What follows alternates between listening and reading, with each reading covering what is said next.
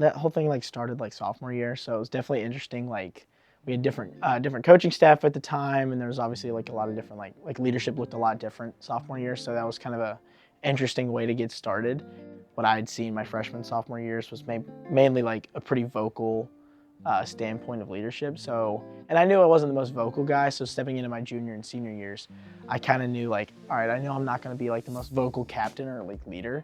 So I kind of had to figure out like what are some ways that I can motivate people without like yelling. I think that kind of helped shape me as being captain. Was just like, okay, like I kind of know my strengths and weaknesses. Also, it was like leaning on like my assistant captains too, and just like having them like maybe like one of them is a little more vocal here in this area, but also like there's been times where I've had to grow and be more vocal in certain things, like whether it's on the ice and like kind of things just aren't going the right way or like whatever, like I need to step up and be a leader and kind of like get the guys going and like rally all the guys together. But also from a personal standpoint, being there for the guys when like maybe no one else is there for them. Maybe there are just times it's like, hey, like maybe like check in on a guy or like just like talk to someone. Like it's very like in the personal interactions, it's just as important in the big team interactions as well. You know, guys can call me if they're ever in a situation where like maybe they need like to leave somewhere or whatever, or like they can just call me and like, you know, I've gotten lunch with guys and talked to guys about a ton of things, you know, just life. And like, you know, we all live life together. No one's perfect. I for sure am not perfect. And like, we all have life experiences that we can share with one another to help us grow. Our graduating class has gotten like super close, and like y'all have been like some of my best friends here and like always have my back. I think being a spiritual leader for the team here has been like a great opportunity for me, like as a Christian, because, you know, I kind of get to like hang out with other people, witness to other people, just like, and it's not that I'm, you know, like throwing the gospel in their face, but like the way I live my life can show the gospel and the love of Jesus to them. Spiritual leadership retreats are great, and they do like a lot of discipleship. I think it's really cool, and it's great for all the spiritual leaders to kind of get together and just kind of like hang out, get to know one another.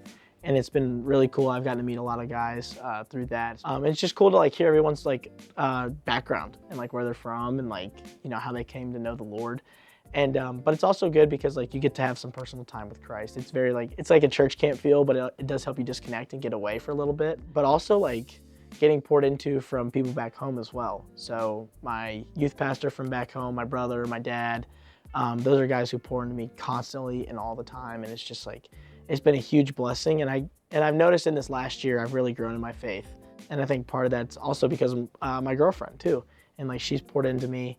I think it's helped me grow as a Christian, and I've seen myself kind of grow in my spiritual walk where I never thought I would be. Just like being convicted and things like that, and like, you know, understanding that everyone's on the same playing field. You know, it doesn't matter whether you're, you know, a pastor or not. Like you just be any person, and we're all on the same playing field. And like Jesus sees us all, and He loves us all the exact same. And you know, God sent His only Son to die on the cross for us, and you know, it can't get more simple than that, right? And so I think like understanding that and just understanding that like Jesus loves you and like He wants to have a relationship with you, and like it's like the most freeing thing in the world. Thank you to like all the guys on the team just like being there for me, and also like just like making it fun and like making it such a good experience, and like just like thank you for like the lifelong friendships that I'm gonna have. You know, I grew up in the church. There wasn't a day like I didn't know who Jesus was. You know, I'm from like Tennessee, so it's like known as like the Bible Belt. My family, and I was super blessed with just such a great family who just who valued like our spiritual relationships with Christ, and just leading a home that put God first. That was like our priorities. Like we're Christians, and we're going to serve the one who's above all, and that's our first priority. Seeing my parents and their relationship, how it's centered by Christ, and also just how they, my mom and my dad led our home, was such a big like testament for my life and just like how I want to live my life as well.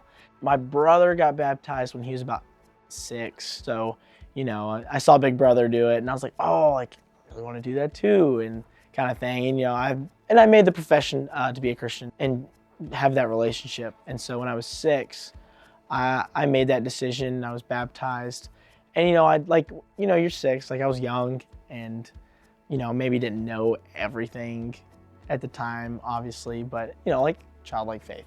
As I got older, though, one of my middle school years, I kind of had like a lot of like doubts and worry. There'd be nights where I'd be up at night, like thinking like, if I died, like would I go to heaven? Like, am I saved? Like, I don't know. All these random questions, and I was just like I don't know. It was like hard on me. Even though I was like 11, 12, 13 years old, like I was severely struggling with like, am I saved? And it was really hard for me to like think about. And so I would honestly just kind of shove it out of my mind, and I would eventually just block it out, not think about it. I got into high school about my sophomore year, or freshman into sophomore year. I turned 16, and we were on vacation. I was with my mom, dad, and brother. And so me and my dad, we were just like talking for a second, like in the living room. We were just kind of hanging out and talking about faith. My dad said something I'll never forget, and it was, Ethan, the moment you don't feel conviction for your sin is kind of maybe when you need to start thinking like, okay, like, do you truly have a relationship with Christ? It kind of like hit me for a second, and I was like, yeah, you're totally right. And then, a few minutes later, we kind of like walked away. I kind of like, started thinking to myself like, all right, like, if we're being honest, like, do I have conviction for my sin? And like, that was a moment in my life where I was truly honest with myself, and I knew the answer was no. And I could confidently say that answer was no. And I felt shame in that, and I felt guilty. And so I went back to my dad probably like 20 minutes later, and I was like, Dad, like, I need to talk to you. Like, I need to talk to you. And then I told him, I was like, like, this is what you said. And like, I don't necessarily feel that conviction. We ended up going on a bike ride, and like, we just talked, we rode around, we like enjoyed like the nature and just like, where we were. But like, that conversation was a huge turning point in my life, because I was able to understand and be honest with myself about like, I don't have it all figured out. And at 16, you think you have the world figured out, and you don't want to disappoint your parents or your friends or anyone like that. And so I kind of realized like, I'm not perfect. And so when I got home, I met with one of my pastors at church, and we kind of just went through the whole thing of, like what it means to be a Christian. And we went through the Bible. It was a really good experience for me. And at the end of that conversation, we were at his house for about an hour, 2 hours. And he's like, there's a few things you could do. Like, you could rededicate your life. You can nail this down, and you never have to worry about it again. And I was like, I want to nail this down. Like, I don't want to think about it anymore. Like, I don't want to be up at night anymore thinking like, okay, like, I gotta worry about doubt, and I gotta worry about this. And so that night in July, I made my true profession of faith and rededicated my life to Christ and nailed my salvation down. As I moved into my senior year of high school, working into college, and kind of into my later years in college, I've definitely seen myself grow from the person that I was years ago to now, and just life happens. And like, I've experienced many things that have brought me much closer to Christ, and I've experienced some things some people haven't, and I'm sure other people can say the same. And so one big part of my story, I would say, is just discernment. Discernment's huge, and understanding like the people that are pouring into you and the people that you're with, especially if you don't know who they are. That's definitely a big part of my story. And so I've kind of encountered something like that, and I won't touch on it too much, but like, it was a very interesting thing. You kind of had to understand like, all right, like, what is the Lord saying to me in this moment? And it was a pretty hard situation, a pretty hard moment in my life, and it scared me, and it scared me, and I was pretty upset about it, and so was my brother, and it was a hard situation. That was pretty tough on me for, a few weeks after, and it was like that doubt crept back into my head. It's like, okay, like, is everything I believed a lie, or like, am I doing this the complete wrong way, like, and whatnot? And the biggest comfort that I had to that was Romans 8:28. Romans 8:28 is, and we know that God works all things for good for those who love Him. It's kind of the summarized version of it, but that verse just brings me so much peace and so much comfort, because no matter what, God's got it. And like Paul, who wrote that verse, I mean, look what Paul went through.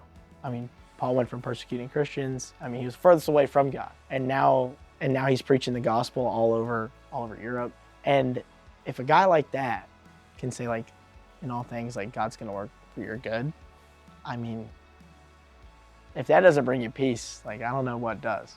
That was a verse that I could cling to, and that really, really helped. The Lord does provide, and like, that's been like a huge part of my life, is just that the Lord's going to provide, the Lord's going to take care of you. no matter what, and that you just have to trust in him. You just have to let him have it. I think honestly what happened a few summers ago, just with like personally in my life, it was probably one of the best things that could have ever happened to me, to be honest, because it shaped me into who I am, and it made me stronger in my faith, and it just added to my testimony. My kind of big thing, like just like in wrapping all this up, is like, you can't hold on to everything too tight. It's the Lord's anyways, and if you just let him have it, he's going to take care of you. I've been holding on to that doubt so close to me, because I'm like, okay, I just like can't get this out of my mind, but I just have to trust the Lord. And I did that when I was 16, and I did that again when I was 21. For me to having to let go and just let God, just let God take the reins. And it's transformed my life over and over. There's no one else that can do that except for Jesus Christ.